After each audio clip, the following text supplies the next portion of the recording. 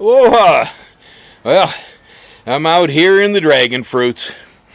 The yellow dragon fruits are being abundant. We have plenty here to look at. Let's check it out. Yep. They're ripening up pretty good here.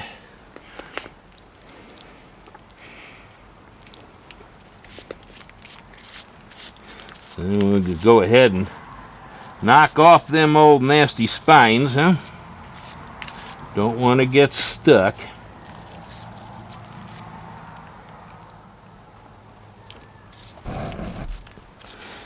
There we go. Simple as that.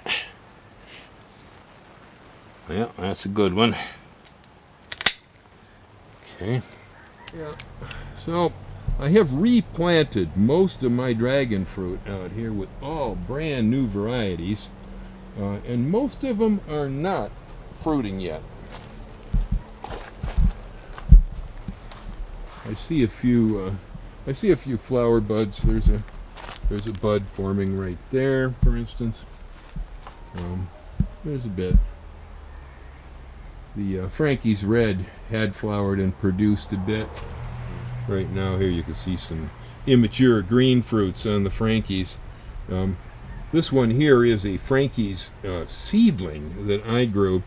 It's a little bit different than the actual Frankie's. The real Frankie's Red is right over there on the next post.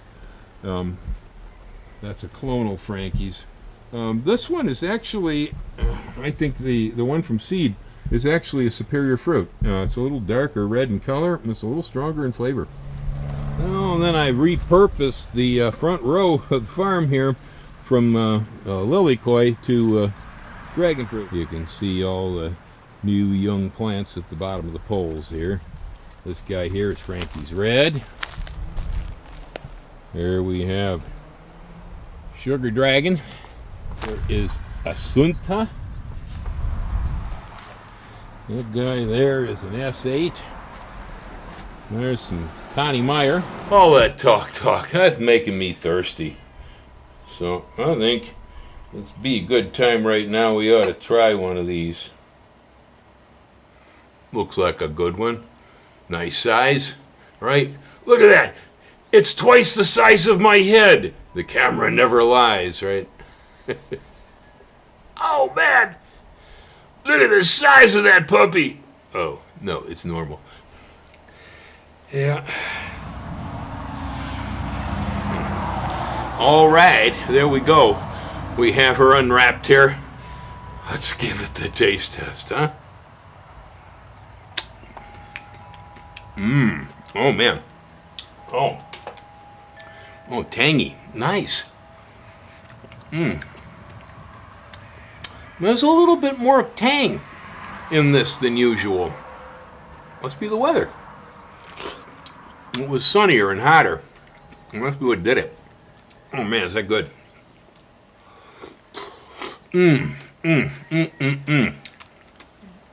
Yeah, and I also have the new version of this out of Ecuador over here too, both clonal and seedling. It hasn't fruited yet. We'll find out how much difference there really is. I hear claim the Brix is a little higher. This one usually measures right around 18. And the new one from Ecuador, I think they're saying, is 21 Brix. And the size they give on it makes it bigger than the biggest ones I ever get off these plants. That's a question in my mind, though, as to whether the flavor is any better, because I guess if there's a problem with yellow dragon fruit at all, it's that they don't usually have a lot of bouquet. It's usually kind of floral, you know. This one's a little bit more, there's a little bit more acid in there, a little more bite to this one than most of the time. So it has a little more presence. But a lot of times it's just real sweet and wet, you know. They're tasty, delicious, fun, but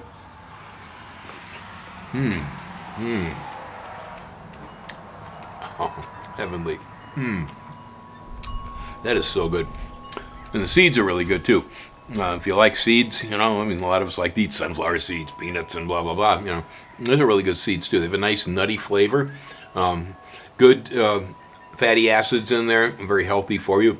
When eating the dragon fruit with the seeds, if you're crushing most of them, so you're extracting, you're getting some definite superfood quality here.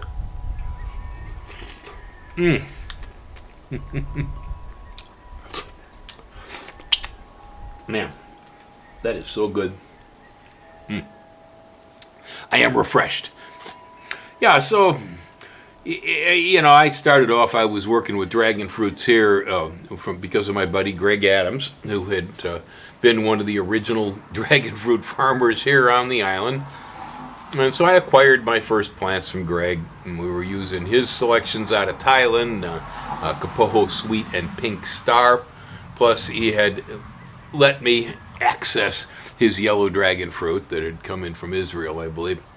And it turned out that, hey, hands down, the yellow dragon fruit was the thing, man. Okay, that is so good.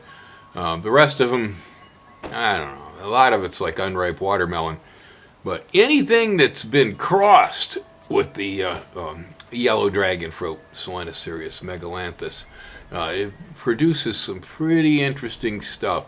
I don't know whether S8 is a pure Costa Rican or whether it's got some yellow dragon fruit genes in it or not, but that one's pretty darn good. I have that in the stand out here.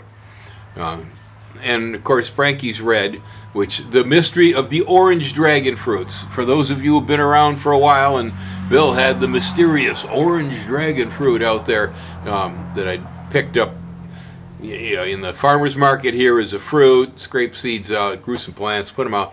Turns out the folks who said that's Frankie's Red, they were correct. It was a seedling of Frankie's Red. That's what I have there. Well, I now currently do have Frankie's Red, the true clonal Frankie's, and the seedling version, what I was calling orange dragon fruit. And I think the seedling version is better than the Frankie's. I understand there seems to be an aversion out there towards using seeds from fruits. Everybody's afraid, it's hybrid, it's going to fall apart, it'll be no good, or whatever. Well, sometimes, yeah, that does happen, but generally my experience with a lot of these subtropical and tropical fruits, things like dragon fruits and that, they not only breed really true, and even when they've been hybridized, they oftentimes kind of stick, that the hybrid kind of stays and moves along with the seed. The variations are not that great, and on occasion, what I end up with is a piece of fruit that was better than the one that the seed came out of originally. And so I surely wouldn't be too afraid of pulling seeds out of dragon fruits and planting them. If you run across one you really like, I'd plant the seeds from it. You're going to come up with something pretty close, maybe something better. Anyway, folks, aloha. That dragon fruit got me going. I do believe I am ready for that kale quinoa salad I have there in the refrigerator I made yesterday. Time for lunch. Yeah. Aloha. I'll hang loose.